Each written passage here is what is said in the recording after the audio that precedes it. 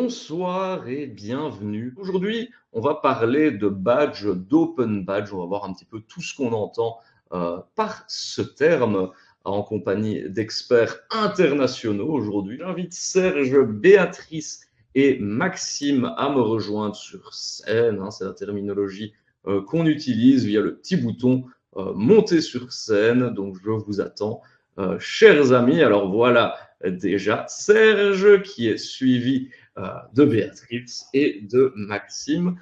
Bonsoir à vous. Alors, je l'ai dit tout à l'heure, ce webinaire, il est un petit peu international aujourd'hui parce que on a des invités d'un peu partout et on va commencer par le plus loin finalement parce que lui, il est encore dans la journée. Lui, on peut lui dire bonjour aujourd'hui, on ne se trompera pas.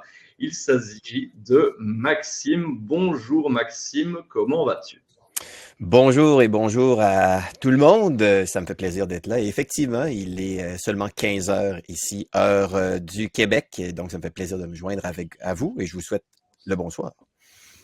Alors, un peu plus près de nous, Serge, où est-ce que tu es d'ailleurs, toi, très exactement? Je ne t'ai pas demandé, mais c'est France? Alors, en ce moment, je suis à Paris, mais je Voilà, passe beaucoup de temps en Autriche plutôt.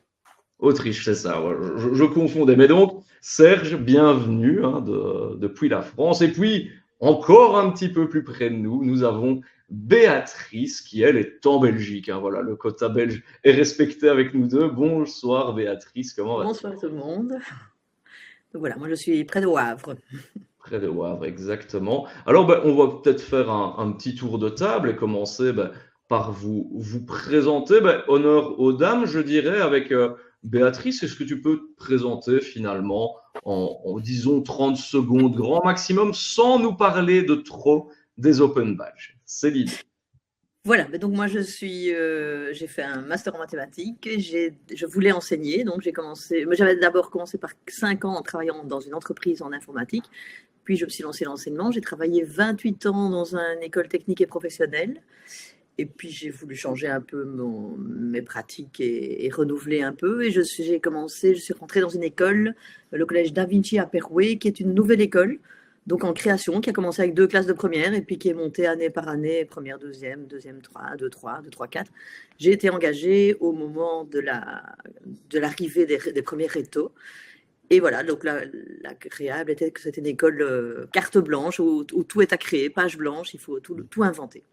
Voilà. Chouette projet, du coup, quand on pouvait partir d'une page blanche et on verra justement ce que tu as pu mettre en place. Alors, d'une enseignante qui travaille finalement dans l'enseignement au quotidien, on va parler des formateurs d'enseignants et de la formation continue avec Maxime, justement, qu'on retrouve outre-Atlantique. Est-ce que tu peux te présenter à notre public, Maxime? Avec plaisir. J'ai enseigné pendant une quinzaine d'années ici au niveau secondaire. Et depuis 2018, je travaille activement avec l'équipe du cadre 21. Alors, et puis, je suis en mode télétravail depuis ce temps-là. Tout ça au service de la formation continue du personnel scolaire ici au Québec, mais ailleurs dans la francophonie aussi. Il y a peut-être des gens qui sont branchés avec nous, qui ont peut-être déjà vu ou entendu parler du cadre 21.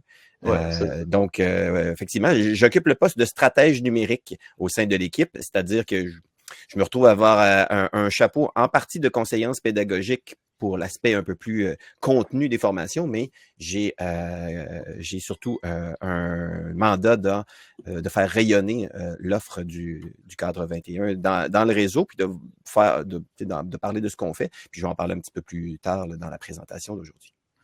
Et alors, oui, c'est vrai qu'on a beaucoup de partenaires québécois avec vous, alors avec l'école branchée, on pense à notre ami Exact. Pascal pour l'instant. Et puis, nous avons Serge qui est là. Serge, est-ce que tu peux également te présenter en quelques mots? Disons que j'ai commencé ma carrière dans l'informatique, dans la formation des ingénieurs de maintenance. Et donc, on développait des simulations. Donc, j'ai utilisé les technologies dans la formation. Et puis, je me suis vraiment intéressé aux technologies dans la formation, plutôt dans la partie output que input. C'est-à-dire que quand on pense à l'utilisation des technologies en formation, on pense comment est-ce qu'on va mettre les contenus en forme pour que les gens apprennent. Et moi, je m'intéressais plutôt à comment est-ce qu'on va mettre en place des technologies qui vont permettre de révéler le potentiel des gens. C'est pour ça que je me suis intéressé pendant un certain temps au e-portfolio. On avait fait la première conférence internationale sur l'e-portfolio à Poitiers en 2003. Et du e-portfolio est arrivé en 2011 les open badges qui permettaient justement de réussir à faire tout ce qu'on avait envie de faire avec le portfolio, mais qu'on n'arrivait pas à faire vraiment avec les technologies qu'on avait de disposition. Et donc, du e-portfolio, on est passé aux open badges. Et des open badges, on est arrivé au cœur, et ce sera le cœur de ma présentation, à la question de la reconnaissance. C'est-à-dire que à travers le e-portfolio qui était pensé pour rendre visibles les apprentissages, la question qui se posait vraiment, c'est celle de la reconnaissance. Et donc, on est une espèce de boucle sur cette question-là. Eh bien, ce qui est très intéressant ce soir, c'est que du coup, vous le voyez, cher public, on a 3 profils différents, mais très complémentaires pour nous parler des badges aujourd'hui. Et on a déjà un premier petit travail pour vous, cher public. Finalement, c'est pour ça que je vous ai demandé, chers experts, de ne pas trop évoquer les badges, parce que je voulais leur laisser finalement la primeur. Et donc, cher public, dites-nous un petit peu dans le chat, quand on parle d'open badge, qu'est-ce que ça évoque pour vous? Est-ce que c'est quelque chose qui est totalement mystérieux et que vous êtes venu ici pour apprendre plein de choses, ou est-ce que c'est quelque chose avec lequel vous êtes déjà familier? Donc, on attend de voir un petit peu vos réactions dans le chat. Je vois déjà une médaille virtuelle, nous dit Karine. Pour Quentin, ce sera une découverte. Amina nous dit la validation de compétences en ligne.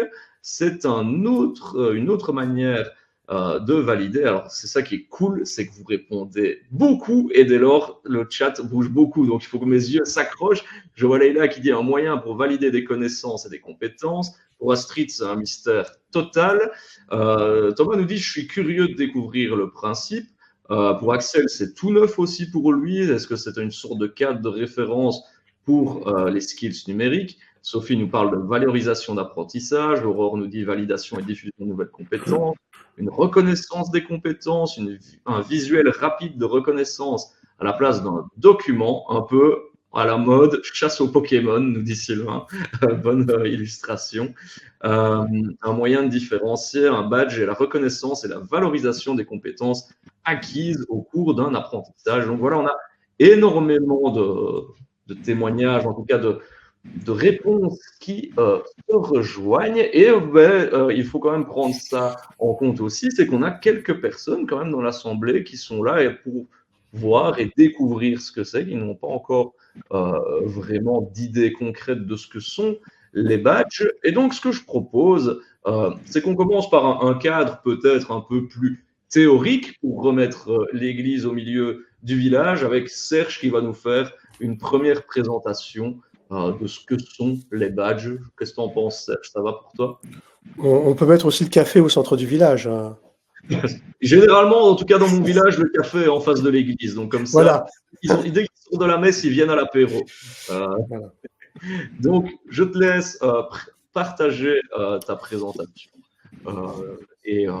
Cher public, si vous avez des questions, donc n'hésitez vraiment pas à les poser. Il y a une équipe de modérateurs qui est là. Moi, je reprendrai aussi certaines questions pour les poser à Serge, à Béatrice et à Maxime. Donc, on est vraiment à l'écoute de vos questions. Mais pour l'heure, je laisse la parole à Serge. Donc, voilà, mon intervention, ce sera des open badges, la reconnaissance ouverte. Et peut-être que ça surprendra quelques personnes, mais voilà. Qu'est-ce qu'on trouve derrière les open badges? D'où ça vient et à quoi ça peut servir?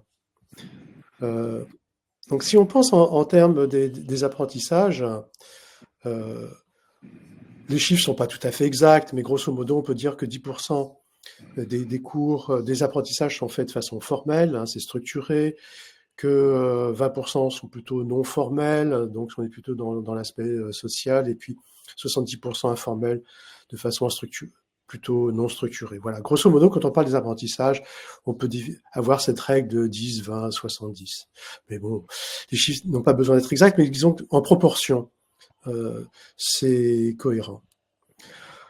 Ensuite se pose la question de la visibilité des apprentissages. Et jusqu'à présent, jusqu'avant l'arrivée des open badges. Ce qui était visible, c'était les apprentissages plutôt formels, une partie des non formels, parce qu'il y avait les certificats, les diplômes qui les rendaient visibles. Et ce qui est arrivé avec les open badges, ils avaient été pensés pour rendre visibles les apprentissages informels, qui n'étaient pas visibles avant avec les certificats et les diplômes. Et donc, cette volonté de rendre visible ce qui n'était pas visible. Mais ce qui était intéressant avec les open badges, c'est que non seulement ils permettaient de rendre visibles les apprentissages informels, mais ils pouvaient être aussi utilisés pour rendre visibles les apprentissages formels et dits non formels. Et puis sont arrivées les micro-certifications, qui est une très mauvaise traduction de l'anglais de micro-credential. Micro-credential, ça devrait se traduire par micro-attestation. Mais qui d'un seul coup, et on pourra en discuter, de mon point de vue, on réduit cette visibilité des apprentissages parce que on propose de singer les systèmes formels de reconnaissance pour pouvoir délivrer des micro-certifications. D'ailleurs, c'est pas un hasard si en France on a choisi certification plutôt qu'attestation parce qu'on a vraiment ces esprits du diplôme et de la validation formelle. Je ne sais pas comment c'est en Belgique, si vous utilisez aussi le terme de micro-certification. En tout cas, je vous recommanderais de ne pas l'utiliser si vous le pouvez, plutôt parler de micro-attestation. Et encore, le terme micro, on pourra en discuter. Donc voilà. Les open badges, c'est quoi? Ce sont des attestations qui sont vérifiables, qui ont été inventées pour rendre visibles, comme je le disais, les apprentissages informels. Alors, si je prends un tableau, c'est un tableau de Magritte, honneur à la Belgique, la trahison des images. Un tableau, on peut lui associer des métadonnées. Là, c'est les métadonnées qui sont associées à la trahison des images. Quand on prend une photo avec un appareil numérique, on a aussi des métadonnées qui sont dites au format EXIF, qui va vous dire le type de fichier, le type de format, la caméra qui a été utilisée, voilà, tout un tas d'informations à propos de la photo. Les open badges, c'est la même chose. Ce sont des métadonnées, mais pas par rapport à une photo, mais par rapport à une reconnaissance qui va nous dire qui a été reconnu, qui a reconnu, quels sont les critères d'attribution de cette reconnaissance, à la date, quels sont les... j'ai mis évidente ces preuves en français, j'aurais dû traduire cet élément-là. Et donc un open badge, on peut dire que c'est une trace, une marque, une capture, voire un instantané de la reconnaissance, le clic-clac Kodak de la reconnaissance. Donc voilà. Pour comprendre un open badge, c'est très simple. Une photo numérique, c'est une image plus des métadonnées. Un open badge, c'est une image plus des métadonnées. Mais c'est pas différent. Ce qui change, c'est le format des métadonnées. Et donc, on peut définir un open badge comme étant un artefact numérique qui permet de rendre visible quelque chose qui ne serait pas sans lui. Et ce qui est intéressant, c'est qu'en rendant cette chose visible, il peut se passer des choses qui n'auraient pas été possibles avant. Donc c'est ça qui est intéressant avec l'open badge, c'est que c'est pas le badge en lui-même qui est intéressant, c'est surtout ce qui va se passer derrière qui est le plus intéressant. Donc qu'est-ce qu'on peut rendre visible? On peut rendre visible des engagements, des expériences, des réussites, des pratiques, des projets, des savoirs, des compétences. Et donc ça peut être, et ça je vais revenir là-dessus, ça peut être une reconnaissance qui est informelle ou formelle, qui peut être individuelle ou collective. On peut avoir des badges qui sont des badges collectifs. Et donc, un badge, ça rend visible une reconnaissance, et dans la reconnaissance, il y a des gens qui sont reconnus, des gens qui reconnaissent. C'est une espèce de triangle, si vous voulez, entre reconnaisseurs, reconnus. Et puis, il y a les endosseurs, les personnes qui peuvent dire ce badge-là, il est vraiment, il est mérité, il a de la valeur, je le reconnais. Donc, d'une certaine façon, je lui donne de la valeur. Ce qui est intéressant avec un badge aussi, c'est qu'on pense souvent le badge de façon individuelle, mais ça rend aussi visible une communauté. C'est-à-dire que toutes les personnes qui ont le même badge font communauté, ou font réseau, si vous voulez, si vous ne pouvez pas parler de communauté. Et quand on pense à la valeur d'un badge, j'aime bien expliquer que la valeur d'un badge, a priori, c'est 0. Un badge, ça ne vaut rien. Ce qui va donner de la valeur au badge, c'est la reconnaissance sociale. Si on prend un diplôme qu'un diplôme académique, c'est une reconnaissance qui est formelle, mais la reconnaissance du diplôme par un employeur, par exemple, c'est une reconnaissance informelle, sauf s'il y a des conventions collectives. Dans ce cas-là, il y a une certaine reconnaissance formelle qui est un employeur va être obligé d'embaucher quelqu'un à un certain niveau en fonction du diplôme quand il y a une convention collective. Mais sinon, en dehors des lois, il n'y a aucune obligation. Ce qui donne de la valeur à un badge, comme une qualification, comme un certificat, comme un diplôme, c'est sa reconnaissance sociale. La reconnaissance, c'est une construction sociale. Donc j'aime bien définir les badges comme étant les artefacts d'une culture de la reconnaissance émergente. Alors, quand on parle de reconnaissance, on est tous familiers avec l'idée d'apprentissage ouvert.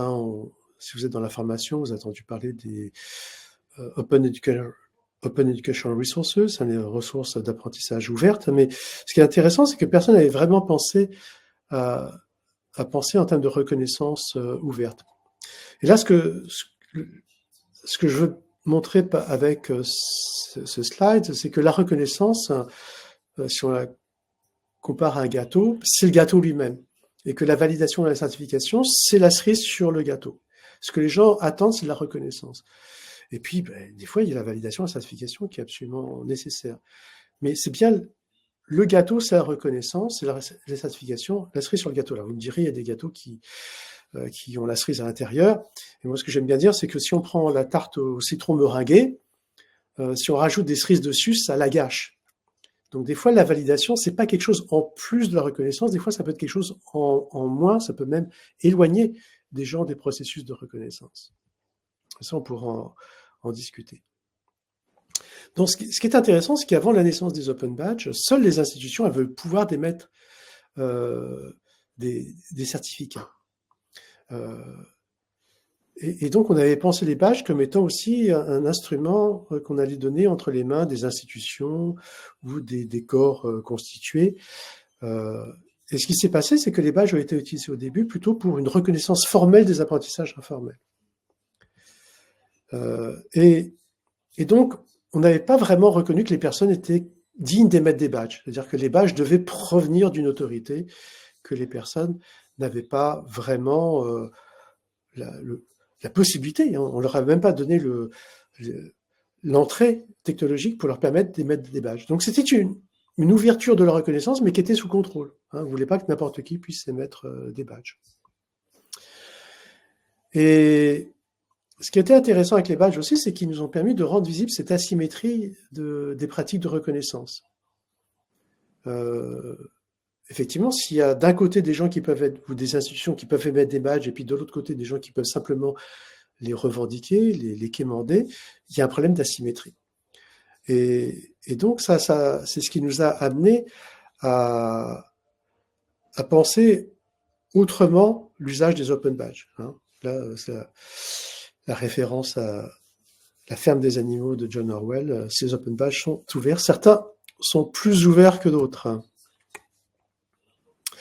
Et donc, pour analyser un petit peu les pratiques qu'il y avait autour des Open Badges, j'ai créé ce plan, ce que j'appelle le plan de la reconnaissance, cet espace de reconnaissance avec deux axes, traditionnel, non traditionnel, formel, non formel. Donc, le formel, c'est plutôt centré sur l'institution, l'informel plutôt centré sur la communauté, et qui définit 4 cadrans. Un cadran en bas à gauche, on est plutôt dans la conformité, on essaie d'aligner par rapport à des référentiels de compétences, par exemple. Dans le cadran à gauche, on est plutôt dans l'inclusion. Pensez aux badges de scout, on est déjà scout, et puis les badges, ça fait partie des conversations qu'on a à l'intérieur du mouvement scout, et donc dans l'inclusion à l'intérieur de ce mouvement-là. Dans le non traditionnel, on serait plutôt dans des systèmes qui sont plutôt dynamiques, qui amènent à l'autonomie et puis à l'émancipation. Si on veut prendre une métaphore d'outils, dans la partie gauche, on est plutôt avec un rétroviseur qui nous dit d'où on vient. Et puis, dans la partie droite, on est plutôt avec la longue vue ou le télescope qui nous dit où est-ce qu'on pourrait aller. Et c'est vrai que les technologies autour de la reconnaissance sont plutôt centrées autour de d'où on vient plutôt que où on veut aller. Et ça se comprend avec les référentiels. Et donc, oui, si on regarde... Si on regarde un petit peu, la majorité des badges étaient plutôt dans le cadran en bas à gauche, très peu dans l'inclusion un peu, dans l'autonomie beaucoup moins, et puis dans l'émancipation quasiment aucun. Et donc, si on veut penser en termes de reconnaissance ouverte, comment est-ce qu'on fait pour ouvrir la connaissance, comment on fait pour ouvrir l'accès aux apprentissages, c'est vraiment penser une articulation entre ces différents espaces-là. Il n'y en a pas un qui est plus ouvert que l'autre. Hein, on peut penser aussi des espaces de conformité qui peuvent être plus ouverts. Un autre tableau qui, je pense, peut vous intéresser aussi, c'est ce tableau où je vous propose de regarder comment s'articule reconnaissance informelle, semi-formelle et formelle, et puis les espaces méso, donc plutôt au niveau organisationnel, et macro au niveau sociétal. Et c'est vrai que la plupart des choses qui se passent, même quand on parle de micro-certification, on est plutôt en haut à droite, on est plutôt dans l'accréditation, on est plutôt dans le formel, et on veut qu'il y ait une institution qui soit derrière ou un comité qui soit derrière. Et ce qui est complètement négligé aujourd'hui, c'est cette partie méso, où on peut avoir des certifications internes de compétences, on peut avoir validé des acquis qui sont sur le lieu de travail, et puis toute la partie plutôt au niveau micro, c'est l'endossement par les clients, par les pairs. Voilà. Et donc ce tableau-là, c'est assez intéressant aussi pour comprendre ce qui est fait et aussi ce qui pourrait être fait. Et donc, cette idée de la reconnaissance, si on veut penser une approche ouverte de la reconnaissance, un badge ouvert pour une reconnaissance ouverte, c'est penser cette articulation de la reconnaissance informelle, semi-formelle et formelle. Et donc là, c'est un parcours. Hein. On peut très bien avoir on peut être reconnu par un collègue qui ensuite est reconnu par une comité de pratique ou par son employeur, et donc il l'amène au niveau plutôt semi-formel, qui peut être ensuite être proposé pour une validation des acquis de l'expérience, et donc d'un seul coup devenir formel. Et donc vraiment penser les badges comme des objets dynamiques. C'est-à-dire qu'ils commencent dans l'étape 1, mais ensuite ils évoluent, ils passent dans l'étape 2. Un exemple que j'aime bien prendre, c'est Kirkpatrick. Kirkpatrick, il définit 4 niveaux quand on fait une évaluation de la formation. Le premier niveau, c'est est-ce que les gens sont contents de la formation. Le deuxième niveau, c'est est-ce que les personnes ont appris quelque chose. Le troisième niveau, est-ce qu'elles ont appliqué en situation. Et le quatrième niveau, est-ce que ça a eu un impact sur l'organisation. Ben, vous imaginez bien que si vous avez un objet numérique qui est capable d'évoluer du niveau 1 au niveau 4, ça c'est quelque chose qui est intéressant, y compris pour un organisme de formation qui pourra dire, bah, nous on a délivré des formations et 60% des entreprises qui ont accueilli ces personnes après la formation ont pu mesurer que la formation avait eu un impact sur l'entreprise. Donc, vous voyez, c'est pas simplement quelque chose qui est complètement dans les nuages en se disant ce serait bien si on pouvait faire ça. C'est que si on pouvait le faire, ça pourrait avoir un impact, y compris au service des organismes de formation. Donc, en conclusion, c'est rappeler un petit peu l'histoire par laquelle nous sommes passés. C'est-à-dire, en 2011, ont été inventés les badges pour rendre visibles les apprentissages informels. Et ce qui nous a amené en 2016 à rédiger la déclaration de Bologne pour une reconnaissance ouverte, parce qu'on s'était aperçu que ce qu'on faisait avec les badges, finalement, on faisait du vieux avec du neuf. Et à partir de la déclaration de Bologne, ça nous a amené aussi à repenser les open badges, repenser les outils, c'est-à-dire qu'on ne soit pas simplement des outils descendants avec une plateforme comme Open Badge Factory, par exemple, sur laquelle on ne peut que demander des badges. Et ce qui nous a amené ensuite en 2024, lorsqu'on avait notre conférence à Paris l'an dernier, à publier une déclaration de Paris sur l'égalité des reconnaissances, en disant que une reconnaissance qui est informelle n'a pas moins de valeur qu'une reconnaissance semi-formelle ou formelle. De la même façon qu'un apprentissage informel n'a pas moins de valeur qu'un apprentissage formel. Il n'est pas forcément visible, mais il a probablement autant et des fois plus de valeur qu'un apprentissage formel. Et donc, en 2025, pour notre prochaine conférence, on travaille sur un manifeste de la reconnaissance ouverte, dont vous allez trouver les liens à la fin de ma présentation. Et donc, pour conclure ma présentation,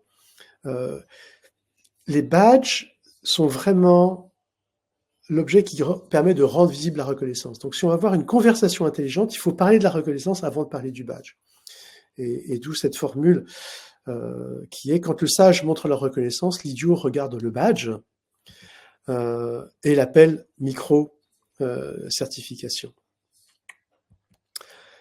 Donc, il faut vraiment penser que la reconnaissance est une construction sociale, que la reconnaissance n'est pas quelque chose qui est accordé, c'est une pratique, que la reconnaissance n'est pas donnée, elle est co-construite, que la reconnaissance n'est pas passive, mais elle est transformatrice, que ce soit pour la personne ou l'organisation dans laquelle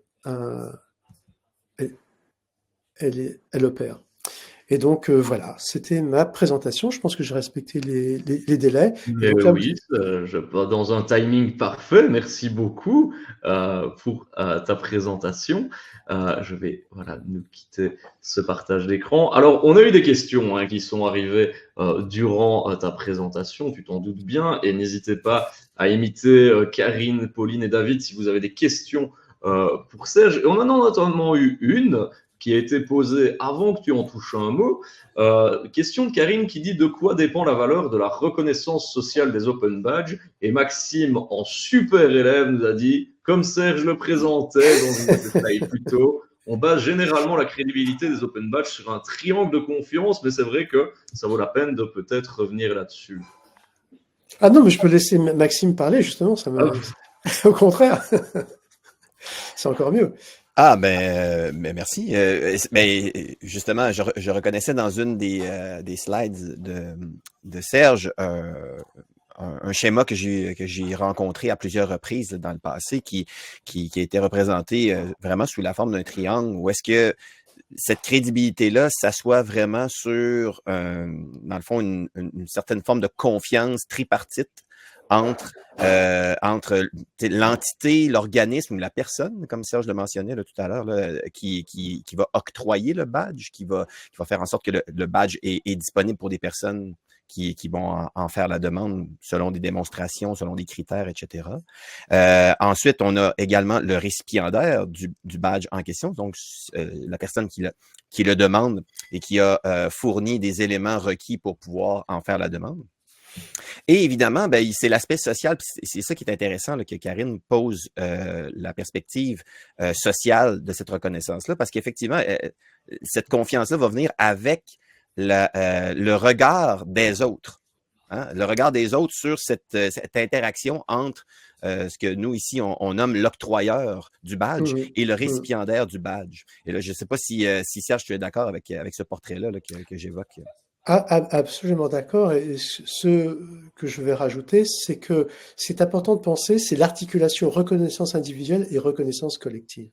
Parce qu'on a tendance à considérer le badge simplement comme un objet individuel.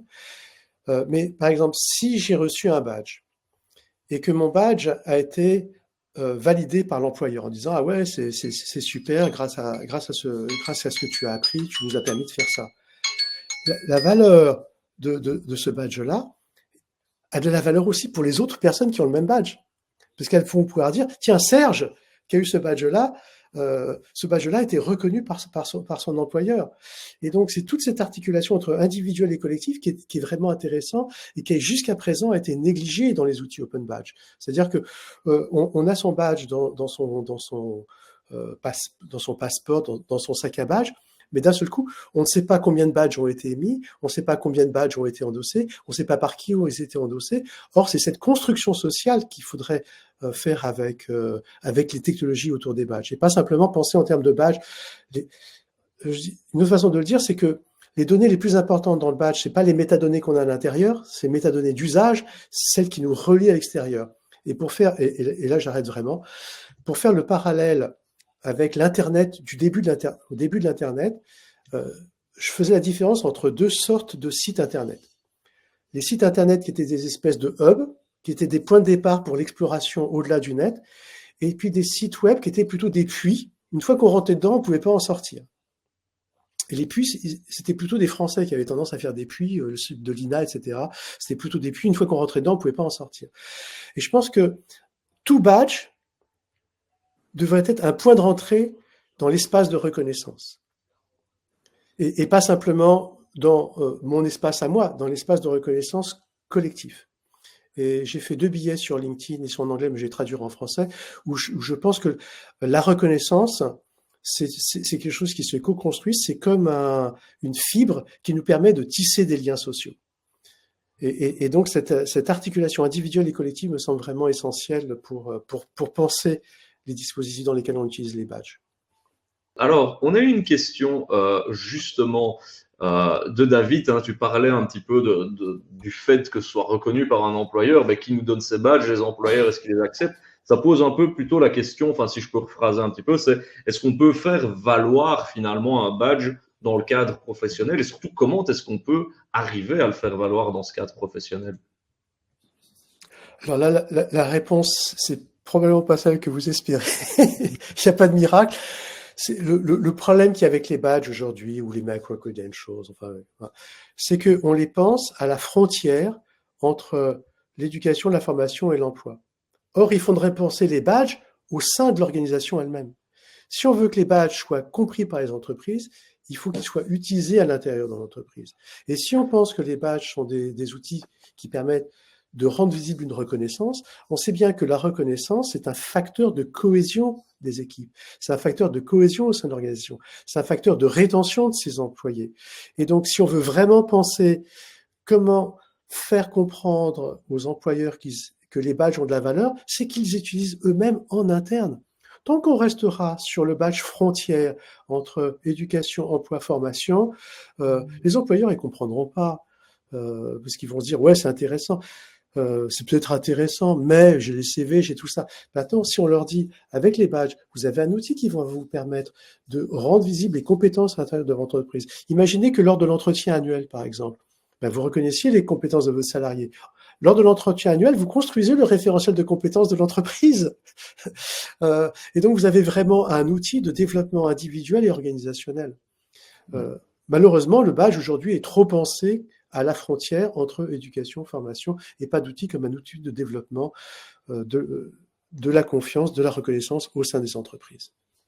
Et justement, comme le dit Pauline, est-ce que tu penses que notre société actuelle, elle est déjà prête à valoriser justement la reconnaissance de ses compétences, autre que celle vraiment d'une autorité finalement?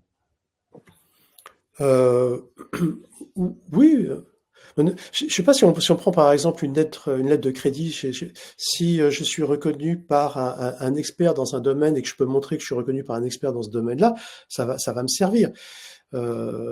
Donc, je pense que ça fonctionne déjà. Il y a des tas d'autorités. Ça peut être une organisation, ça peut être aussi un expert. Si un prof d'université, même si j'ai pas le diplôme, va dire t'es excellent. Hein, on peut imaginer un système de validation des acquis de l'expérience dans lequel on passe pas nécessairement par un diplôme, mais qu'on a un enseignant qui va dire, d'une université, qui va dire, bah, toi, tu es excellent dans ce domaine-là. Et donc, du coup, je peux présenter cette lettre de recommandation qui pourrait être mise sous forme de badge dans mon CV.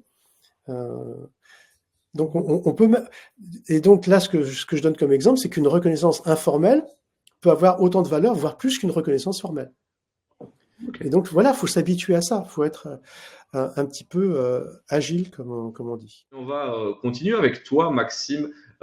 Justement, je te laisse peut-être prendre la main sur ta partie et nous expliquer finalement, donc, toi, dans ton rôle de formation continue des enseignants, comment est-ce que tu utilises les badges dans ton quotidien. Merci, Adrien. Et je suis enchanté de pouvoir m'exprimer après le passage de Serge parce que je pense qu'effectivement, son mot de la fin était très, très, très évocateur. Parce que l'expérience du cadre 21 est intéressant là-dessus, parce qu'au Québec, on était dans les premières organisations à vraiment approfondir cet outil-là. Et j'aurais tendance à croire que dans les tout débuts, peut-être qu'on avait, un peu comme ça, je l'ai exprimé justement à la fin, c'est regarder tout d'abord le badge comme une fin en soi, alors que finalement, l'organisme en tant que tel avait une mission, puis je l'ai mis bien en évidence là, dans le haut de ma première slide, là, qui est de soutenir, de reconnaître et de valoriser le développement professionnel en éducation. Et c'est donc dire que le badge numérique, parce que c'est comme ça qu'on les appelle plus communément ici au Québec, ça se trouve être un outil. C'est un outil, c'est pas une fin en soi. Mais même notre vocabulaire avec les années a changé à force de travailler dans cet univers de formation continue-là. Notre vocabulaire a changé où est-ce qu'on a mis le focus sur l'apprentissage tout d'abord, tout comme Serge le présentait dans sa présentation, et pour en venir après ça avec l'aspect de reconnaissance où il y a effectivement un outil qui est utilisé pour pouvoir soutenir finalement cette reconnaissance-là aussi en tant que telle. Alors, je vous fais une présentation relativement succincte là, de l'organisation. Le Cadre 21, c'est un organisme qui est basé à Montréal et qui est une initiative un peu comme une création à l'intérieur de la Fédération des établissements d'enseignement privés. Dans le réseau scolaire québécois, si vous n'êtes pas familier, il y a une bonne partie, évidemment, des écoles qui font partie du réseau public. Là, je parle ici des écoles primaires et secondaires. Et on a un réseau privé qui est là, qui compte environ 200 établissements qui œuvrent particulièrement au niveau primaire et secondaire. Et au tournant des années 2010, il y avait eu un sondage qui avait été envoyé dans les écoles, qui était comme à peu près une dizaine d'années après un sondage précédent qui s'adressait surtout aux élèves, à savoir pour mesurer un paquet d'éléments, dont un des éléments était à propos de la motivation. Et ce deuxième sondage de 2010 avait démontré une chute dramatique de la motivation chez les élèves. Et là, évidemment, il y a un comité de travail qui a été créé pour adresser plusieurs des éléments de cette étude-là, dont celle justement de la motivation, puis de chercher quelles pourraient être des solutions, des leviers pour pouvoir soutenir la motivation et ultimement comme soutenir également la réussite éducative là, de tous.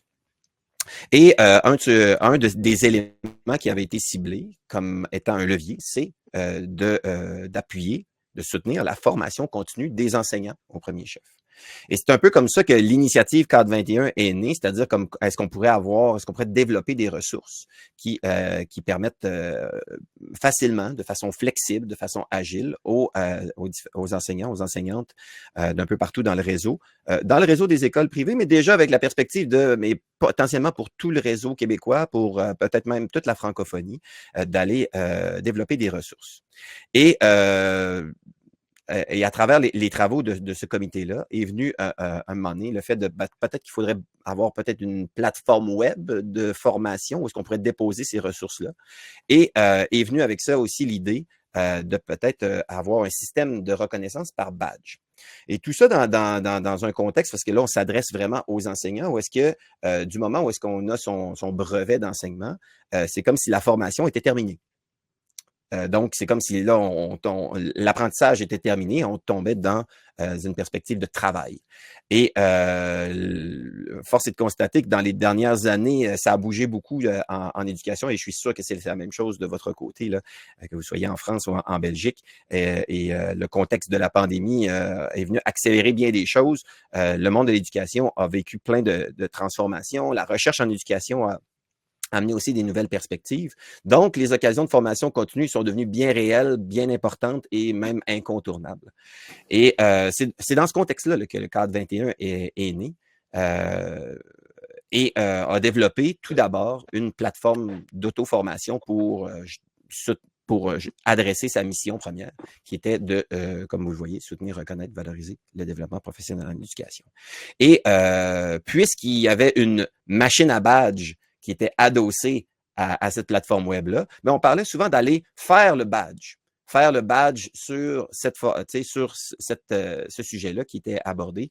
Je pense aux premières formations qui ont été faites sur, par exemple, la programmation avec les élèves, sur des sujets comme, mon Dieu, dans les premières, il y a eu l'utilisation des organisateurs graphiques. Donc, des sujets très, très précis qui, justement, là, fonctionnent bien avec cette perspective de micro-accréditation, de micro-attestation. Et depuis 2018, officiellement, le Cadre 21 est soutenu par le ministère de l'Éducation du Québec.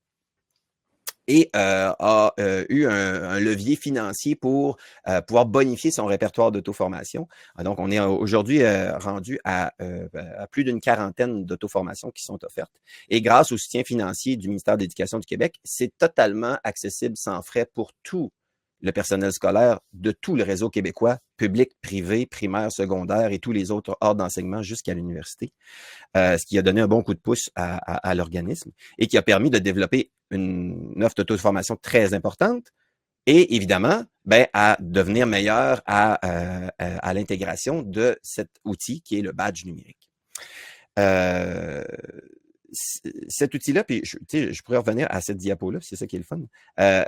On a développé les auto-formations sous 4 niveaux d'intégration dans sa pratique. Donc, quand quelqu'un choisit de faire une auto-formation, il y a 4 niveaux. Le premier niveau s'appelle explorateur et ensuite, on passe à architecte, virtuose et leader. Et c'est pas des niveaux de complexité, c'est des niveaux de profondeur, d'intégration dans sa pratique. Donc, vous devinez qu'avec les titres qui sont là, explorateur, on parle d'explorer quelque chose, alors que quand on est leader, c'est probablement que là, on a une posture de « je passe au suivant ». Hein, j'accompagne des gens, j'anime des ateliers, je participe à des webinaires, par exemple. Donc, les badges numériques ont été conçus comme ça pour reconnaître cette intégration-là de certaines pratiques, de stratégies pédagogiques, d'éléments qui peuvent soutenir les apprenants également. Et la façon que c'est fait, c'est quand les personnes ont terminé le contenu qui est proposé en ligne, ils peuvent demander le badge numérique et pour ce faire, ils répondent à un court formulaire en ligne à répondre. Et ensuite, ils peuvent demander le badge. Et là, puisque beaucoup de gens explorent et que de faire la démonstration qu'on a intégré des pratiques pédagogiques nouvelles ou qu'on les a peaufinées ou qu'on les a optimisées, ça prend plus de temps, évidemment, on a beaucoup plus de volume du côté du badge explorateur que des niveaux suivants. Ce qui fait que sur notre plateforme, parce que là, on parle de l'expérience du cadre 21, on a bâti dans notre machine à badge le fait que le badge est automatiquement octroyé à la personne qui en fait la demande au niveau explorateur. Il faut tout de même qu'elle passe par le fait de répondre à ce formulaire-là. Ce qui est particulier, par contre, puis qu'on peut retrouver ailleurs dans un système de reconnaissance dans du non formel, parce qu'on n'est pas dans du crédité universitaire standard et traditionnel, c'est que il y a quelqu'un qui va lire ce qui a été écrit dans le formulaire. Et chaque personne au cadre 21 qui demande un badge, même s'il est octroyé automatiquement au niveau explorateur, il y a quelqu'un qui va le lire et qui va lui répondre par courriel. Et donc, dans notre modèle, avant que justement le badge numérique se dépose dans le portfolio numérique, qui ressemble à ça là, sur notre plateforme, il y a entre les deux quelqu'un qui va avoir lu ce qui a été fourni et qui va lui avoir écrit un courriel pour lui donner une rétroaction sur ce qui a été fait. Évidemment, c'est quelque chose qui est qualitatif, c'est pas quantitatif. Et lorsque, comme vous pouvez le voir dans la diapo précédente, dans les niveaux subséquents où est-ce qu'il faut donner des preuves d'application de pratiques pédagogiques ou de mise en place des stratégies pédagogiques ou du développement d'une compétence numérique particulière, la personne doit mettre des exemples de démonstration de ça, donc de sa préparation, de traces qui ont été laissés peut-être par ses élèves qui ont réalisé la tâche qui était demandée dans ce qui a été construit. Donc là, si c'est pas suffisant, il peut y avoir une demande d'en faire un petit peu plus. Mais on est vraiment dans cette espèce de relation d'une relation un peu on pourrait quasiment dire de mentorat indirect jusqu'à un certain point avec cette perspective web-là. C'est sûr que ça nous demande chez nous d'avoir une organisation bien particulière parce qu'on a ce que j'appelle affectueusement des mercenaires de l'éducation qui sont avec nous parce qu'au cadre 21, on est seulement 4 là, à travailler à temps plein dans l'organisation, mais on a des mercenaires sur le terrain qui sont des enseignants, des enseignantes, des conseillers pédagogiques, même des enseignants à la retraite également là, qui font ça et qui nous donnent un solide coup de pouce pour recueillir ces demandes de badge-là, les lire et d'écrire une rétroaction courriel personnalisée à la personne. Et c'est ce qui permet d'aller chercher en partie ce que Serge exprimait tout à l'heure comme étant une partie de cette relation. Hein. Là, c'est la relation entre le niveau de l'octroyeur puis de la personne qui en fait la demande, le récipiendaire du badge, et qu'il y a une relation, dans le fond, qui est là, qui donne une valeur au badge parce que c'est pas juste une demande que tu as fait en ligne puis qu'automatiquement, on t'a donné quelque chose de numérique qui semble être tout simplement automatisé, c'est qu'il y a une relation en arrière avec un échange courriel qui est là et on sait que de notre côté, c'est un élément qui est très apprécié. Je vous cacherai pas que c'est quand même assez lourd à gérer. Et plus les années ont avancé au cadre 21, on avait un petit volume dans les premières années et là, le volume tend à grandir au fil des différents auto-formations qu'on a fait et évidemment que la plateforme est très reconnue aussi. Et c'est ce qui m'amènerait également à parler de volume. Notre machine à badge est très sollicitée aussi parce qu'on était demandé par certains autres organisations dans l'écosystème scolaire québécois pour dire un badge numérique, est-ce que ça pourrait être pour d'autres choses qu'une formation? Comme par exemple la participation à un colloque, à un congrès. Et là, je fais référence ici à des associations professionnelles. Là, je pense une des premières qui nous a approchés en 2016 ou 2017, c'était un regroupement d'enseignants de mathématiques qui organise un congrès annuel. Il dit, est-ce qu'on pourrait utiliser, dans le fond, est-ce que vous pourriez nous faire un badge numérique pour reconnaître la participation de 1 à 2 journées à notre congrès annuel? Puis là, évidemment, certainement, c'est possible. Et c'est ce qui fait que de fil en aiguille, aujourd'hui, on travaille avec plus d'une trentaine d'organisations qui font partie de l'écosystème québécois, qui ne sont pas des institutions universitaires ou des institutions scolaires, mais qui sont là pour appuyer justement la formation continue à leur façon du personnel scolaire. Donc, on a à peu près toutes les associations professionnelles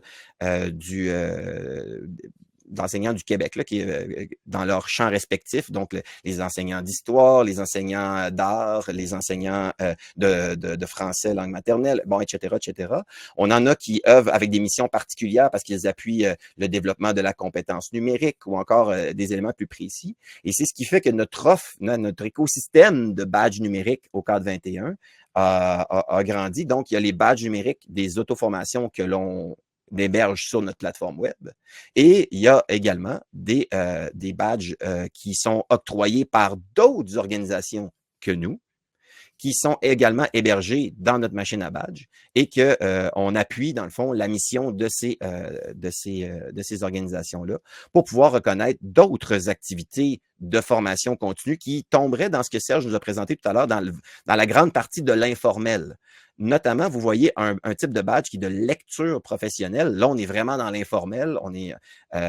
Donc, on sait que de notre côté, il y a beaucoup d'organisations, d'associations qui publie un magazine, une revue professionnelle à chaque 3 mois, à chaque année. Donc, on les appuie en ayant un peu le même principe que je vous ai présenté tout à l'heure. C'est avec un badge où est-ce que quand on fait la demande, il faut fournir des preuves que, bon, dans ce cas-ci, qu'on a lu. Donc, il y a des questions qui sont relatives aux articles qui sont présents dans cette revue-là. La personne remplit ça et en fait la demande ensuite. Évidemment, puis je trouvais ça fort intéressant tout à l'heure que Serge en fasse mention, c'est-à-dire l'aspect de la validation. Hein, Serge en a parlé tout à l'heure parce qu'il vient toujours cet élément-là. Puis je ne sais pas si j'ai pas regardé le chat, je ne sais pas si quelqu'un a sorti ce commentaire-là parce qu'il y a toujours cet élément de validation-là autour du badge. Pour nous, on a un système, on paye de nos gentils mercenaires, comme je disais tout à l'heure, qui sont là pour faire de la rétroaction sur nos auto-formations, qui demandent quand même du temps un petit peu plus soutenu en investissement de temps. Alors que du côté des organisations, ben rares sont les organisations qui ont les ressources humaines pour faire comme une rétroaction individualisée sur chaque personne qui demande un badge de « j'ai participé au congrès annuel, j'ai lu les lectures professionnelles » ou récemment, là, justement, de développer ça du côté de l'écoute de balado, parce qu'on a beaucoup d'éducateurs qui propulsent des balados là, dans le réseau. Parce que tout ça, pour nous, fait partie de de ce panorama des possibles pour se former, comme de s'occuper de sa formation continue comme professionnel de l'éducation et qui fait en sorte qu'on a tout un écosystème qui est en train de se développer. On planche en ce moment sur des parcours d'apprentissage qui pourraient entrelacer des auto-formations qu'on a déjà avec des ressources de d'autres partenaires, avec des activités, des événements qui sont propulsés par des partenaires là-dedans et qui peuvent répondre à des besoins très, très, très précis et très, très, très explicites. Serge en parlait tout à l'heure aussi, qui sont en lien avec des référentiels professionnels qu'on a également et qui donnent une certaine assise aussi et qui permet que lorsqu'ils sont bien construits, puis bien que tout à l'heure, on a peu abordé l'aspect des métadonnées. Je vais aller à la diapo qui parle de cet élément-là. Il y a beaucoup d'informations qui sont incluses dans un badge numérique. Et sur tout le contexte, sur tous les critères, sur toutes les conditions qu'on peut avoir. Et ce qui est intéressant dans l'aspect numérique, c'est qu'il peut encapsuler également des traces concrètes qui évoquent des actions de formation continue qui sont là. Donc, une page de badge octroyé à quelqu'un au cadre 21, ça ressemble à ça. Et si vous voulez aller un peu fureter de votre côté, je vous donne la permission, et même je vous invite fortement, je vais le mettre dans le clavardage, à aller voir mon portfolio de badge sur cadre21.org. J'essaie d'être un cordonnier bien chaussé puisque j'en parle souvent. Donc, les activités, donc il n'y a pas de la frime, là, c'est vraiment toutes des choses que j'ai faites. C'est pas juste pour faire un beau présentoir qui a de l'air très, très impressionnant alors que c'est du vent. Non, c'est vraiment toutes des activités auxquelles j'ai participé, quelques auto-formations du cadre 21 que moi-même que j'ai fait et qui sont là. Fait que si vous voulez voir un peu la structure, comment c'est fait, il y a tout ça. Et pour aller un peu dans le même sens que ce qu'on disait tout à l'heure, parce que je présume que mon temps va être écoulé, je terminerai sur cette dernière image. Pour nous, comme un peu le cercle vertueux d'une démarche de développement professionnel qui est positive de façon itérative, où est-ce que des éléments sont là et que le badge numérique s'insère dans un processus de démarche active et que vous pourrez aller voir sur notre plateforme web ce que Serge ciblait tout à l'heure comme étant une communauté potentielle de personnes qui ont fait des démarches de formation, qui sont allés chercher des badges numériques et qui les ont dans leur portfolio. Et puis, vous avez tout simplement à aller voir, je vous mets le lien également dans le clavardage ici. Vous allez voir les quelques 20 000 personnes qui ont un compte sur le cadre 21 et qui ont fait des actions sur la plateforme, qui sont allés chercher des badges. Et quand on va dans notre répertoire de formation, si vous voulez aller sur notre site web, bien, vous allez voir que vous pouvez toujours avoir accès à chaque auto-formation, à chaque niveau de formation qui est proposé, voir qui sont les personnes qui sont allées chercher les badges numériques en fin de parcours et qui les ont dans leur portfolio numérique maintenant. Fait que je pourrais en parler très, très, très longtemps. J'ai mis également quelques éléments pour aller plus loin aussi. On pourrait en reparler aussi. On a déjà fait une présentation d'1 heure là, sur le sujet. Puis on a contribué également à un guide sur comment implanter un système de badge numérique dans son institution. C'était surtout destiné au réseau collégial québécois. Là, donc, on se trouve être entre le niveau secondaire et le niveau universitaire. Ça peut être intéressant d'aller jeter un coup d'œil là-dessus. Donc, ça sera dans les liens disponibles également. Alors, voilà. Et ça permettra de faire une super transition vers Béatrice, qui, elle, justement, a implémenté ça dans son établissement. Mais juste avant de rentrer dans le cœur de la présentation de Béatrice, il y a eu quelques questions et effectivement, c'est un très beau système que vous avez là-bas, vraiment une belle machine. Et d'ailleurs, on avait la question de Thomas qui demandait est-ce que cette plateforme d'auto-formation, est-ce qu'elle est accessible gratuitement pour les professionnels de l'enseignement à l'étranger, Belgique-France? Est-ce qu'on peut espérer un partenariat? C'est là que j'irais. Générer tout ça, évidemment, ça engendre des grands coûts.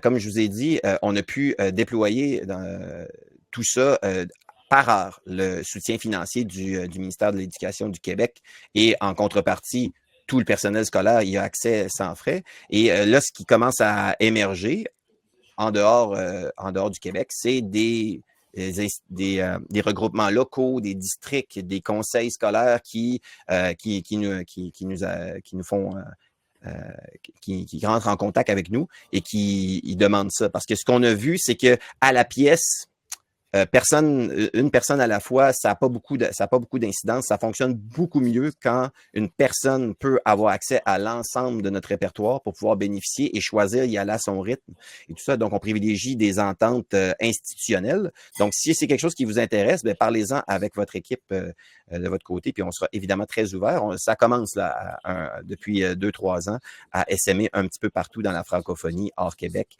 et on en est très, très, très heureux.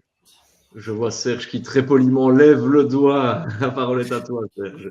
Non, très, très, très rapidement, bravo pour le travail que tu as fait, parce que si tu peux montrer ton premier slide, tu as fait exactement la démarche que nous, on propose de façon systématique. Quand on crée un espace de reconnaissance, alors c'est là où il y avait les rôles, où il y avait les postures qui étaient intéressantes, c'est que tu as défini 4 ou 5 postures qui sont voilà, j'explore.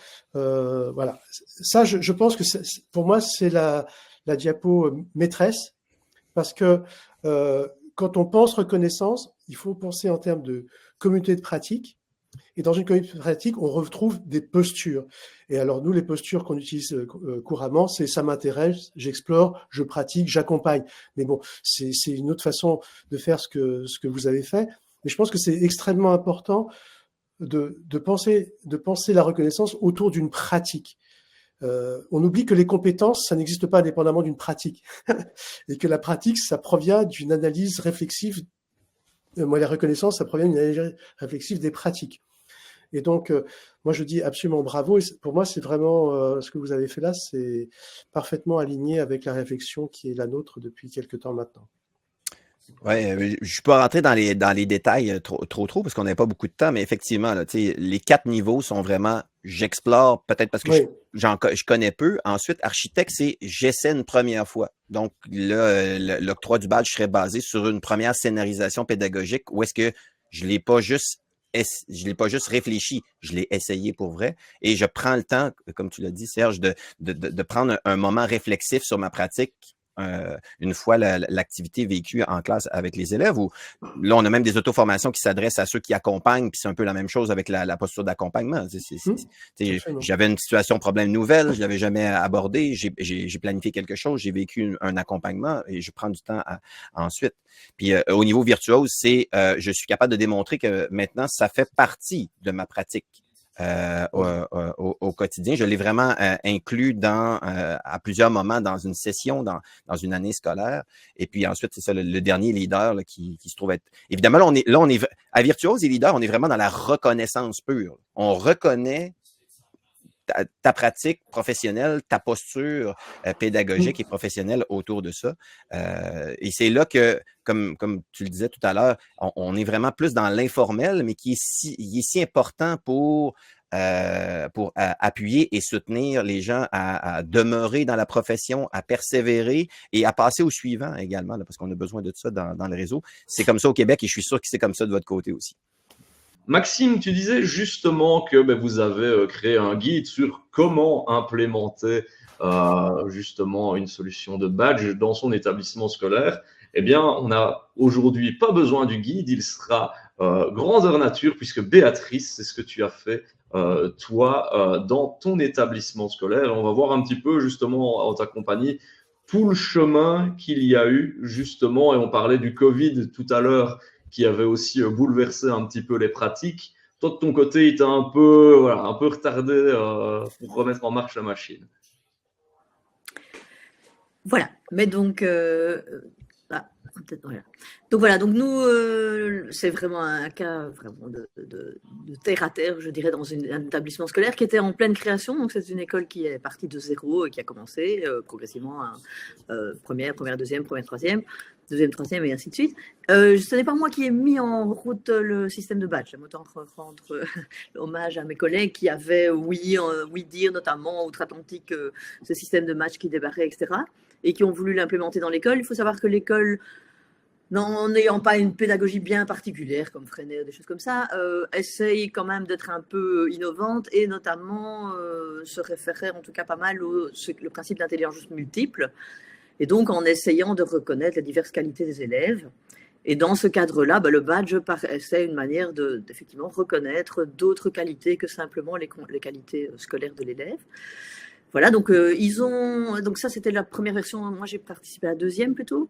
Donc ils avaient implémenté un système de badge où il y avait 6 grands esprits, des valeurs générales, on veut dire, qu'on voulait prôner ou porter en avant.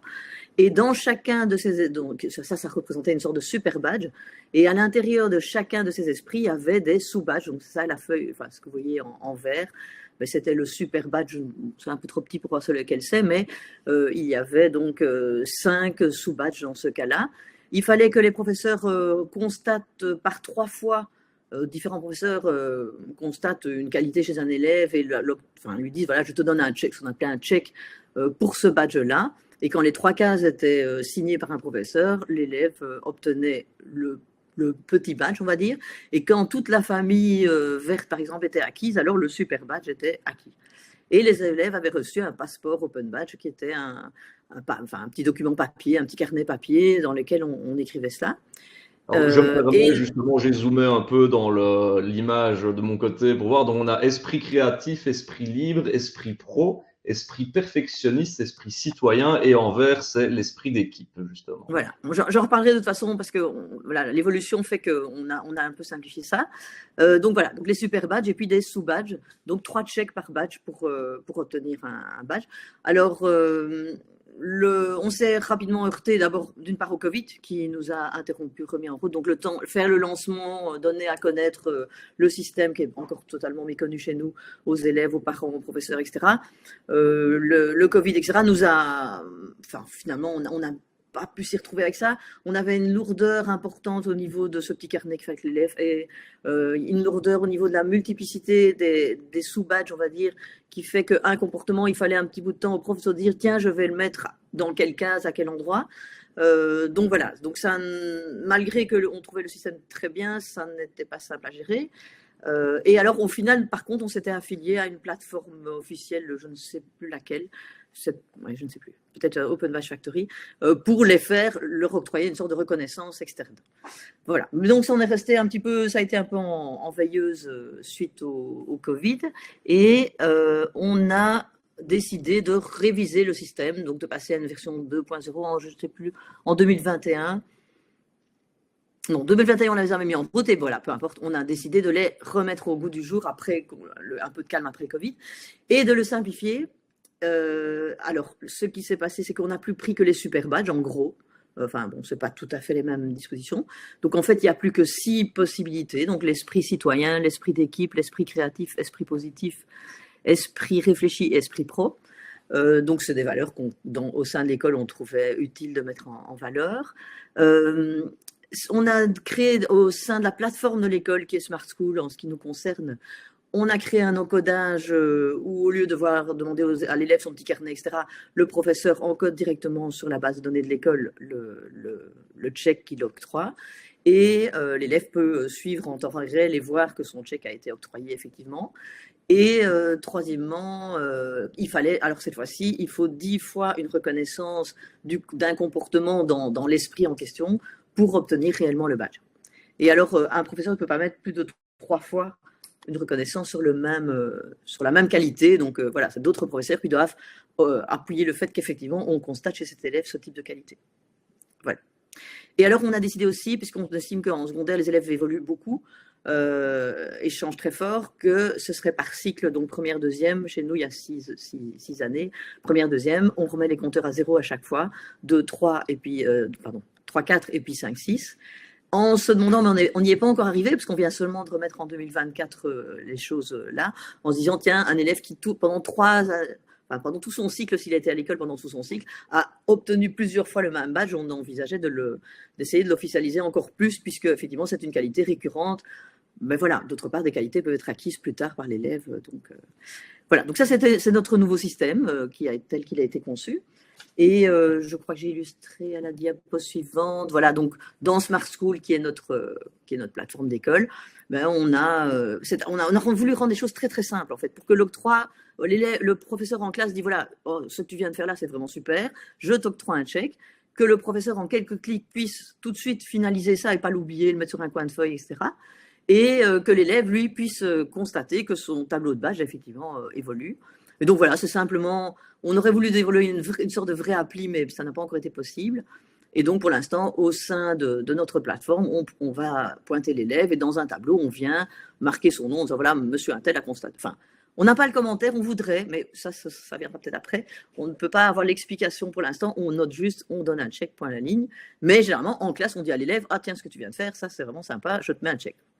Voilà. Ça peut être collectif aussi. Ça arrive qu'une classe, par exemple, dans une sortie, 4-5 élèves se montrent particulièrement ou positifs ou aider quelqu'un ou des choses ainsi. Alors, on peut donner à l'ensemble d'un groupe ou d'un sous-groupe, ça arrive qu'on dise, voilà, on vous donne tous un chèque. Alors, au final, on n'a plus pris d'inscription dans ces plateformes internationales parce que ça coûte financièrement et que de toute façon on n'avait finalement presque pas fait puisque interrompu par le Covid. Donc on a pris le pli que finalement en fin d'année, en fin de cycle, donc au bout de 2 ans, quand les élèves ont obtenu effectivement réellement 10 badges, donc il y a 10 colonnes ici, quand le badge est acquis, on lui remet une sorte de diplôme qu'on a créé de toutes pièces chez nous qui signale le badge en reprenant, donc par exemple ici c'est esprit citoyen, donc en reprenant les qualités qu'on estime, enfin voilà, qu'on a retrouvé chez lui et on l'octroie de cette façon-là. Voilà. Donc de manière formelle, et les parents le trouvent dans le bulletin et on peut expliquer un peu ce qui se passe. Donc voilà, donc pour l'instant c'est un système totalement interne évidemment. Alors au niveau de la mise en place vis-à-vis des élèves, au départ ça peut paraître un peu gommette, bonbon, petite chose. Il y a aussi l'aspect scout qui intervient puisque le même mot est utilisé pour les scouts, un peu d'une façon différente. Donc, il a fallu qu'on explique un peu en quoi c'était du sérieux et que c'était pas... tout en étant un peu ludique, évidemment, mais voilà. Donc, on a fait tout un processus de publicité, on va dire, de remise en route des badges, aussi bien au niveau des professeurs, qu'il faut mettre dans notre poche pour qu'eux veillent et pensent à dire « Ah tiens, je t'octroie un chèque ». Il faut faire ça en classe, n'importe quand, ou en récréation, dans une activité sportive, etc. Donc, on a préparé tout le monde avec des modes d'emploi, des explications, etc. Et d'où la simplification était importante. Et puis, quand on l'a lancé vis-à-vis des élèves, on leur a fait d'abord un petit topo, effectivement. On a profité d'une heure de titulariat dans toute l'école en même temps pour expliquer ce que c'était. On avait affiché dans toutes les classes le tableau que j'ai mis tout à l'heure. Et donc, il est toujours affiché dans toutes les classes avec les 6 esprits et les qualités qu'on y lit, en tout cas, enfin, les comportements qu'on y voit liés. Et voilà, donc on a introduit tous ces badges, on leur a expliqué le principe, etc.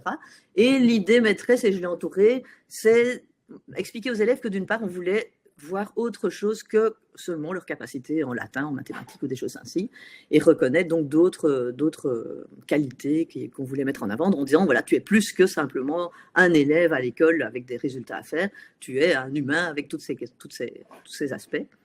Voilà, donc ça c'était l'idée vraiment de mettre en avant des qualités humaines. Alors pour s'assurer aussi et faire participer les élèves, ce qu'on a fait dès que ça a été lancé et que ça a été octroyé une première fois pour la première période à Noël par exemple, on a dans un second titulariat fait une petite activité où en fait on a demandé aux élèves eux-mêmes d'octroyer des badges à leurs copains.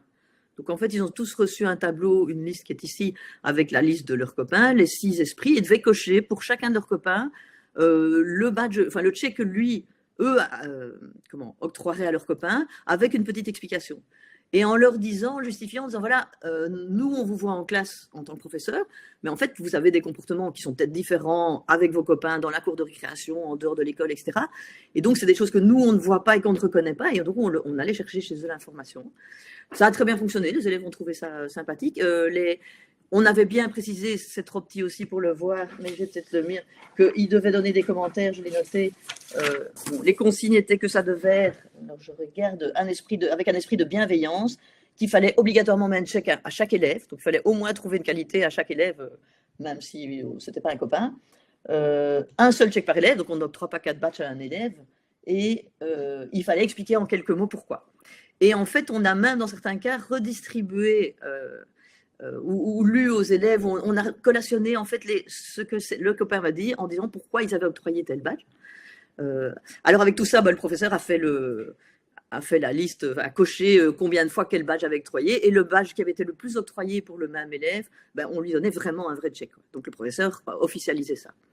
Et on a répété, donc ça a été lancé l'année passée en décembre, et on a répété ça maintenant, on vient de le faire récemment, on a demandé aux de nouveaux élèves d'octroyer un badge à leurs copains. Voilà, pour essayer que les élèves restent partie prenante. On constate que les élèves nous ont un peu regardé en souriant au début, mais en fait ont été très vite un peu flattés en fait, de recevoir ce type de qualification. Même les grands, parce que moi je donne cours à des rétos, et ça a été assez bien reçu, et quand ils ont participé, ils l'ont fait vraiment avec sérieux.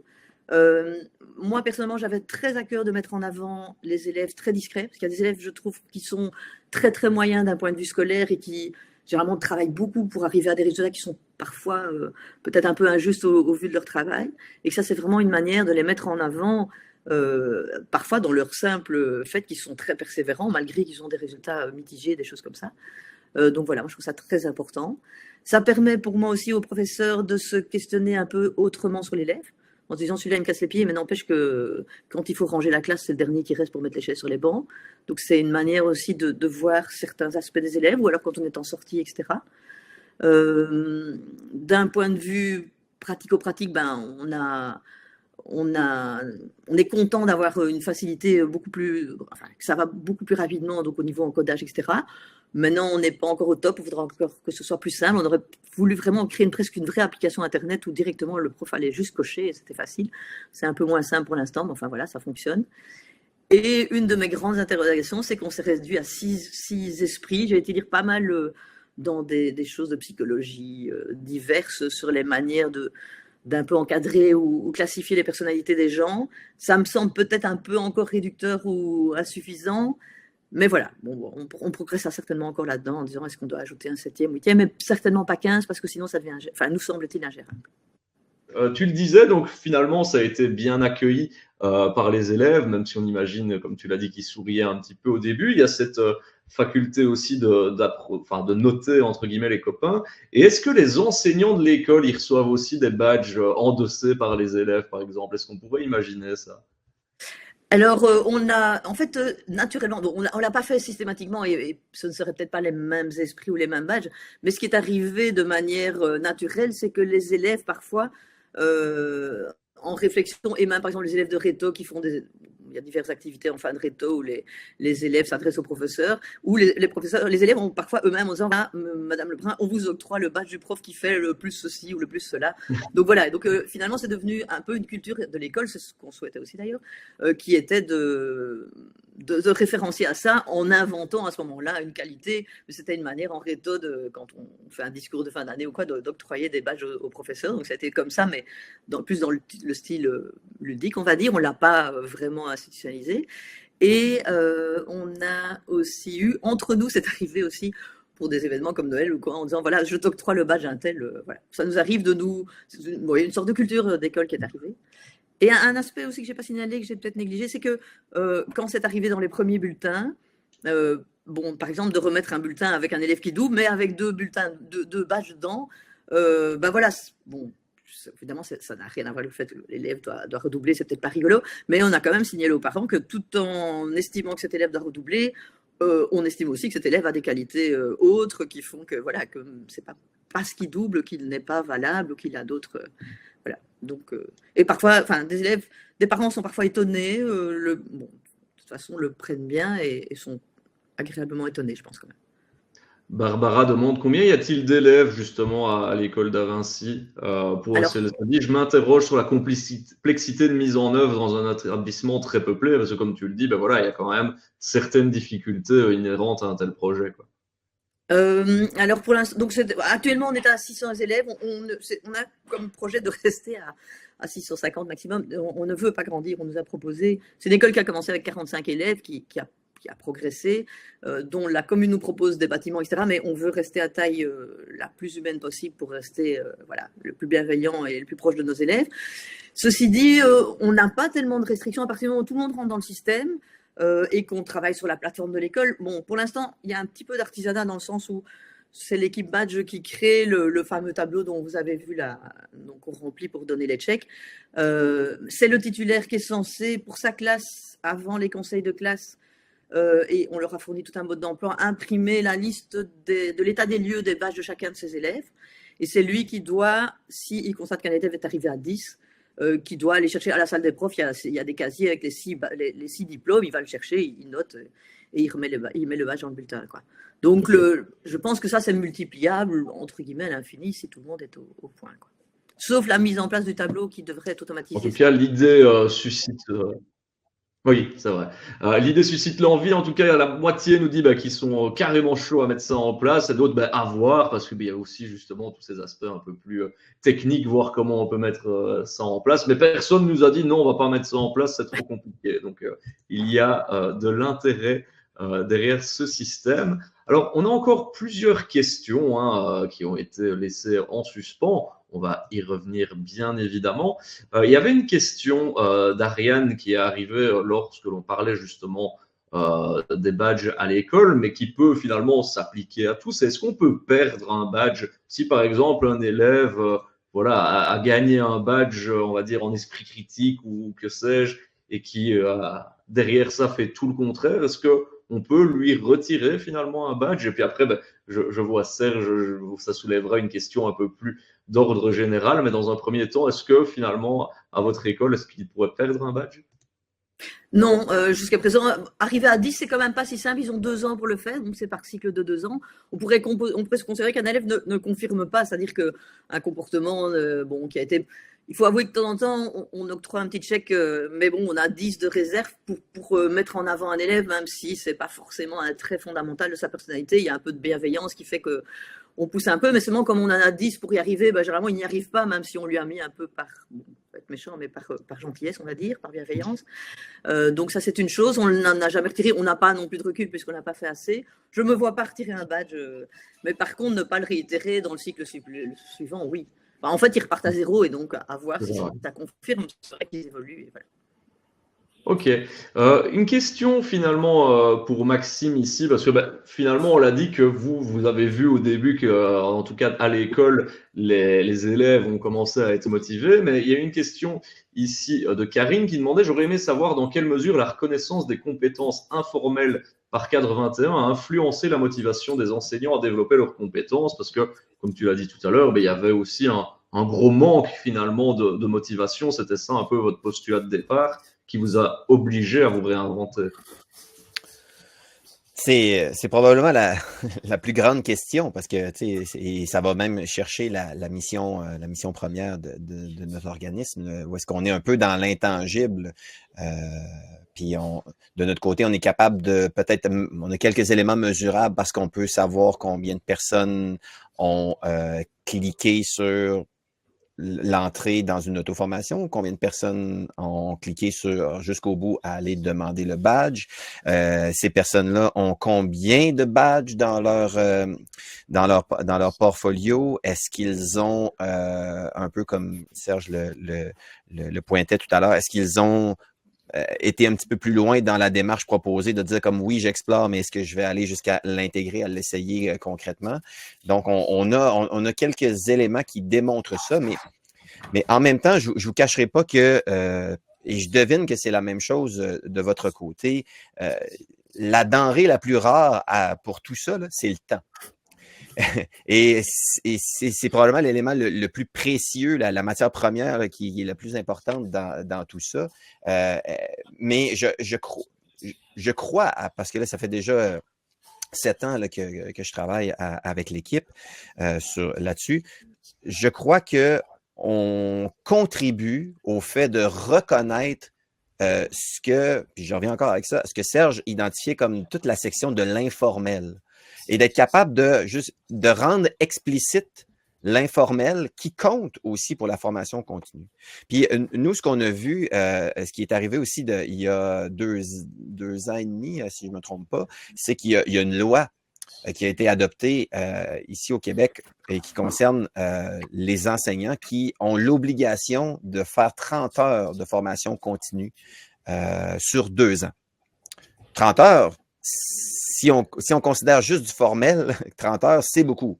Mais si on vient entrer tout l'informel, ça se fait, c'est vraiment facile, 30 heures sur 2 ans en formation continue, c'est très peu. Donc, je pense qu'effectivement, on contribue à faire en sorte qu'il y a une reconnaissance réelle de cette formation continue informelle et qui permet d'être motivé et de persévérer. Mais cette question me donne l'idée de peut-être qu'il faudrait nous-mêmes partir, je ne sais pas, un grand sondage national sur la question pour peut-être aller chercher de l'information sur le terrain et puis de voir est-ce que les questions pourraient nous amener là. Je trouve la perspective fort intéressante à creuser pour essayer de la quantifier un peu avec du mesurable. Justement, on parlait tout à l'heure que tu nous as montré… Ah, Serge, je vois que tu veux réagir, c'est vrai. Non, tout à fait d'accord avec ce que dit Maxime. Ce que je voulais revenir, c'est sur la présentation de Béatrice. J'ai mis dans le chat un lien vers la maison familiale et rurale de Normandie, qui a mis en place les badges parce qu'ils avaient des problèmes avec les élèves, des problèmes de discipline, et donc ils voulaient reconnaître les savoir-faire comportementaux, le savoir-être. Et quand on regarde la vidéo, donc je vous engage à regarder la vidéo, je pense que Béatrice le comprendra aussi, c'est que le fait de mettre en place un dispositif d'Open Badge, ça n'a pas été tant sur les élèves que ça a eu un impact, mais ça a été peut-être principalement sur les adultes, parce que ça a changé le regard que les adultes portaient sur les élèves. C'était plus dans une posture de reconnaissance que dans une posture de jugement. Et c'était particulièrement clair lorsque c'est la femme de service de la cantine qui parle. Le fait qu'on porte un regard différent sur les élèves amène un comportement différent des élèves, quoi. Si on est toujours dans la défiance, effectivement, ça conduit à autre chose. Donc, je pense que l'effet du badge était, à mon avis, c'était plutôt une espèce de catalyseur, si on veut. Ça a permis une réaction chimique, sociale, mais c'est pas le badge lui-même. C'est le fait que les badges ont permis aux adultes de changer leur regard sur les élèves. Alors, une autre question qui arrivait tout à l'heure assez tôt dans la présentation, est-ce que finalement trop de badges ne tue pas le badge? Parce que finalement, on a vu qu'il y en avait beaucoup, hein. Maxime, d'ailleurs, tu nous as invités à aller voir sur ton profil, sur ton portfolio, tout ce que tu avais. Finalement, est-ce que le fait d'en avoir de trop, qu'il y a énormément d'émetteurs, etc., est-ce que ça peut, je me fais l'avocat du diable, ne pas un peu desservir la cause? Maxime, oui, c'est vraiment la question, ce qu'on dit au Québec, là, c'est la question à 100 piastres. La question à 100 $. C'est parce que il y a effectivement une question d'équilibre à avoir là-dedans. Puis je vous donne un exemple. La réflexion qu'on a eue de notre côté, notamment avec nos partenaires, c'est d'être capable de trouver l'équilibre dans ce qui est finalement un peu cette micro-reconnaissance. C'est-à-dire, c'est quoi le micro qui est finalement trop nano, puis ce qui est un micro qui est peut-être une bouchée un peu trop grosse, puisque c'est le temps qui nous manque. Donc, effectivement, la question est très juste parce qu'il y a vraiment un enjeu d'équilibre là-dedans en tout temps. Puis j'écoutais Béatrice tout à l'heure, puis c'est de dire que dans une école avec des élèves, des éléments qu'on voudrait reconnaître, il pourrait en avoir. Donc, il faut vraiment être capable de peut-être les lier à un référentiel, d'être capable de les lier à peut-être au Québec, on appelle ça le projet éducatif d'une institution. Donc, des valeurs, des orientations, des éléments que toute l'équipe adhère. Et à ce moment-là, ça donne un cadre dans lequel travailler. Et peut-être que là, on ne tombera pas dans le surplus de badges parce que je crois effectivement qu'arrive un point de bascule où est-ce que trop de badges devient contre-productif sur sa perception de valeur, en effet. Alors, moi, je peux répondre à cette question-là parce qu'on avait un projet avec le Forum qui était autour des savoir-faire comportementaux. Le Forum avait développé ce qu'ils appelaient la shopping list de 27 savoir-faire comportementaux. Et on s'était posé la question, ah oui, mais on aimerait bien aussi peut-être définir des niveaux. Donc, il y avait déjà 27 badges. Et puis là, avec 4 niveaux, ça faisait 108 badges. Alors, qu'est-ce que j'ai fait pour aider à dépasser cette question-là? J'ai posé la question, est-ce que la reconnaissance est extérieure aux savoir-faire comportementaux? C'est-à-dire, d'un côté, les savoir-faire comportementaux, de l'autre, la capacité de reconnaître ces savoir-faire comportementaux. Donc, ça, c'est des personnes spéciales. Ou est-ce que la reconnaissance, c'est un des savoir-faire comportementaux? Et donc, du coup, on n'en a plus 27, mais on en a 28. C'est-à-dire qu'il va falloir faire pratiquer cette reconnaissance. Ou est-ce que la reconnaissance, c'est sous-jacent à l'ensemble des savoir-faire comportementaux? Et donc, après quelques semaines, l'ensemble du partenariat de ce projet Erasmus est tombé d'accord pour dire que la reconnaissance, c'est sous-jacent à l'ensemble des savoir-faire comportementaux et aux compétences en général. Et donc, du coup, au lieu d'avoir 108 badges, on est passé à 4 badges. Les savoir-faire comportementaux, ça m'intéresse. J'explore, je pratique, j'accompagne. Et donc, du coup, alors qu'il y avait d'un côté les formateurs qui allaient créer les badges, qui allaient les valider, et puis les gens qui allaient les publics. C'est-à-dire, c'est toujours le nous et eux. Hein. Nous, on n'a pas besoin de badge parce qu'on est les formateurs, etc. Eux, ils ont pas de qualification, on va leur donner un badge. Donc, c'est le badge pour les sans diplôme. Là, on a créé un écosystème dans lequel on réfléchit ensemble sur les pratiques autour des savoir-faire comportementaux, dans lequel il y a plusieurs postures. Et on peut faire partie de cette communauté, quel que soit son niveau de développement des savoir-faire comportementaux. Donc, c'est pas que trop de badges tue le badge, c'est que si on pense trop badge et pas assez reconnaissance, on peut faire n'importe quoi. Donc, trop de reconnaissance ne tue pas la reconnaissance. Le problème, c'est comment est-ce qu'on pense les badges par rapport à la reconnaissance pour pas que ce soit des tue-l'amour, quoi. Voilà. Merci beaucoup pour votre écoute et surtout, merci beaucoup à vous trois, Serge, Béatrice, Maxime, pour vraiment tous ces débats enrichissants. Belle soirée à toutes et à tous, sauf à Maxime, à qui on souhaite une bonne journée, parce que c'est encore la journée chez lui. Et à bientôt. Au revoir. À bientôt. Au revoir, merci.